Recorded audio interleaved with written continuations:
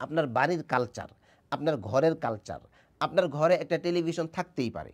যাদের ঘরে টেলিভিশন আছে কি নাই, রাখা যাবে কি যাবে না, এই বিষয়ে আমরা বলছি না। ধরেন আপনি এখনও তো প্র্যাকটিসিং মুসলিম হতে পারেন নাই, আপনার ফ্যামিলিটা অত কালচারাল দিনী পরিবেশ এখন আসে নাই।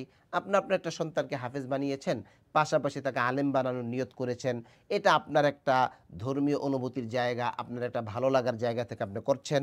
কিন্তু ব্যক্তিগত জীবনে আপনার ভিতরে এখনো দিন আসে নাই, অথবা পারিবারিক জীবন আপনার পরিবারের মধ্যে এখনো দিন ছড়িয়ে যায় নাই। আপনার যেই ছেলেটা মাদ্রাসায় পড়ে সে তো একটা পরিবেশে থাকে, কিন্তু আপনার আরও ৩ টা ছেলে, তাদের মধ্যে এখনো দিনটা ছড়িয়ে যায় নাই। তারা দেখা যায় একটা বিয়ের অনুষ্ঠানে গেল, গায়ে হলুদের অনুষ্ঠানে গেল, বাসায় হয়তো একটা টেলিভিশন আছে, সবাই একসাথে বসে টেলিভিশন দেখতেছে। তো আপনার এই ছেলে, যেই ছেলেটাকে আপনি হাফেজ আলেম বানানোর চেষ্টা করছেন, এই ছেলের ব্রেনের মধ্যে কিন্তু এই কালচারটা সে নিতে পারে না আসলে। হয়তো ২-৩ দিন থাকার পরে সে সবার সাথে মিশে যায়, কিন্তু লং রানে এটা তাকে ক্ষতি করে। তো আমি যেটা বলতে চাচ্ছি, হয়তোবা আপনার বাসায় একটা টিভি আছে, এটা আপনি সরাতে পারেন নাই। হয়তোবা আপনার বাসায় জোরে গান বাজে, এটা আপনি সরাতে পারেন নাই। হয়তোবা ফজরের ওক্তে আপনার বাসায় সবাই এখনো ফজরের সালাতে অংশগ্রহণ করে না। এই কালচারটা আপনি ডেভেলপ করতে পারেন নাই, এখনো পারেন নাই।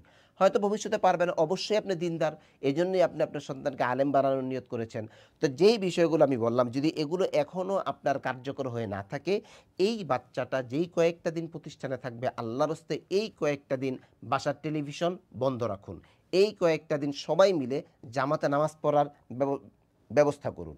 অনেক অভিভাবক আছেন আমাদেরকে বলেন যে, "উস্তাদ জি বাসায় গিয়ে ফজরের নামাজ পড়ে না।" আরে ভাই, সবাই যেখানে ঘুমিয়ে থাকে তখন এই বাচ্চাটার কাছ থেকে কিভাবে আপনি ফজরের সালাত সালাতের দাবি করতে পারেন? হ্যাঁ, কিভাবে আপনি ফজরের সালাত আশা করতে পারেন? তো আমরা বলব, আপনি যদি আপনার বাসার কালচারকে ডেভেলপ করা, এটা খুবই গুরুত্বপূর্ণ একটা বিষয়। বাসার কালচারটা আপনি ধীরে, ধীরে এই শিক্ষার্থীর কালচারে নিয়ে আসার চেষ্টা করেন, এবং যদি আপনি এখনো দিনের চর্চা নাও করে থাকেন, এগুলো করতে হবে, নয়তো আপনার এই ছেলেটা একটা ভিতরে সেটা হতাশায় ভুগবে যে, আমি মনে হয় ভিন্ন কোনো জাতি হয়ে যাচ্ছি, আর আমার পরিবারটা মনে হয় ভিন্ন কোনো জাতি। তো আমি আল্লাহর হস্তে অনুরোধ করব, আপনার সন্তানের ভিতরে যেন এই হতাশা না ঢুকে, আপনি বাসার কালচারটা একটু ডেভেলপ করেন। এই ২ টা ছিল আমাদের মৌলিক দাবি। এরপরে একটা বিষয় হলো, আ প্রতিষ্ঠান থেকে আমরা একটা পার্চা দিব। দেখেন, আপনার সন্তান আমাদের এখানে ২ মাস ছিল। আমরা তাকে ২ মাসে প্রত্যেকদিন সে ৫ ওয়াক্ত নামাজ পড়েছে, সে আ তাহাজ্জুদের নামাজ পড়েছে সপ্তাহে ১ দিন নিয়মতান্ত্রিক। এক্সট্রা তো অনেকে পড়েছেই। সে সকালে সূরা ইয়াসিন পড়া, বিকালে সূরা ওয়াকিয়া পড়া, তারপর আপনার আ শুক্রবারের আমল এগুলো করেছে। সে প্রত্যেকদিন দস্তরখান বিছিয়ে খাবার খেয়েছে। সে সময়মতো গোসল করেছে, সময়মতো ঘুমিয়েছে। প্রত্যেকটা কাজ তার একটা রুটিনের মধ্যে শৃঙ্খলাবদ্ধ ছিল। তো আমরা এই রুটিনটা যেন আপনার সন্তান ভুলে না যায়, আমরা একটা পার্চা দিব। আমরা একটা কি বলে এটাকে? একটা নোটিশ দিব, বা পার্চাই বলতে পারেন। এটার মধ্যে এই ২ সপ্তাহ বা ১.৫ সপ্তাহ যতদিন বন্ধ থাকে সে কি করবে, এগুলো ডিটেইলে দেওয়া আছে। আপনার কাজ বাসায় যাওয়ার সাথে, সাথে আপনি পার্চাটা চান। আপনার সন্তান যেন জানে, না আমার মা-বাবা খেয়াল রাখতেছে আমাকে। পার্চাটা চান। পার্চাটা নিজ দায়িত্বে আপনি হেফাজত করেন। প্রত্যেকদিন আপনার দায়িত্বে আপনি পার্চাটা পূরণ করেন। ভাই, একটু দেখেন, ২ মাস আপনার সন্তানকে আমরা পেলেছি। ২ মাস আপনি আপনার সন্তানকে কোনো সময়ই দেন নাই।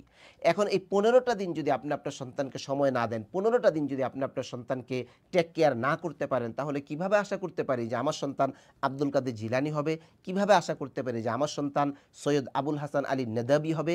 তো একটু এই ১৫ টা দিনের কিছু কাজ আমরা দিচ্ছি, পার্চাটা আপনারা নিবেন। পার্চাটা নিয়ে এই পার্চাটা আপনি নিজে পূরণ করবেন। এখানে প্রত্যেকদিন সে সালাত পড়লো কিনা ঘর দেওয়া আছে, প্রত্যেকদিন সে কোরআন তেলাওয়াত করলো কিনা ঘর দেওয়া আছে, প্রত্যেকদিন সে আ বাড়ির কাজগুলো করলো কিনা এরকম ঘর দেওয়া আছে। তো আপনার কাজ হলো, তাকে ১ম দিন যাওয়ার সাথে, সাথে বসিয়ে সুন্দর করে, "বাবা আসছো? আলহামদুলিল্লাহ।" তার কাছ থেকে মাদ্রাসার কিছু কারগুজারি শুনেন। মাদ্রাসা কেমন, কি আশয় বিষয়, উস্তাদজিরা কেমন। এই ক্ষেত্রে যদি সে কোনো নেগেটিভ কথা বলে, আপনার কাজ হলো নেগেটিভটা তাকে পজিটিভে ডাইভার্ট করে দেওয়া। আমি আবারও বলছি, আপনি আপনার সন্তানের কাছ থেকে ফুল ২ মাসের একটা কারগুজারি, যেটাকে আমরা বলি, ২ মাসের একটা কারগুজারি আপনি শুনবেন। শোনার পর যদি সে কোথাও নেগেটিভ বলে, তা আপনি তাকে নেগেটিভের জায়গাগুলো পজিটিভে ডাইভার্ট করে দিবেন। এটা আপনার গুরুত্বপূর্ণ একটা কাজ।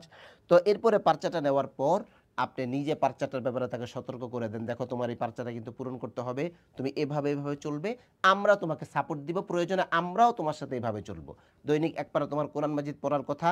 আপনার বাসায় আরও 2টা বাচ্চা কাচ্চা আছে, তাদেরকেও নিয়ম করেন যে যতদিন এই আমাদের হাফেজ সাহেব বা আমাদের আলেম সাহেব উনি বাসায় থাকবেন, ততদিন পর্যন্ত তোমরা সবাই সকালে আধা ঘন্টা কোরআন মাজিদ পড়তে হবে, বিকাল আধা ঘন্টা কোরআন মাজিদ পড়তে হবে, সবাই একসাথে তোমরা নামাজ পড়তে যাবে, পানি দেন, সবাই একসাথে তোমরা নামাজ পড়তে যাবে।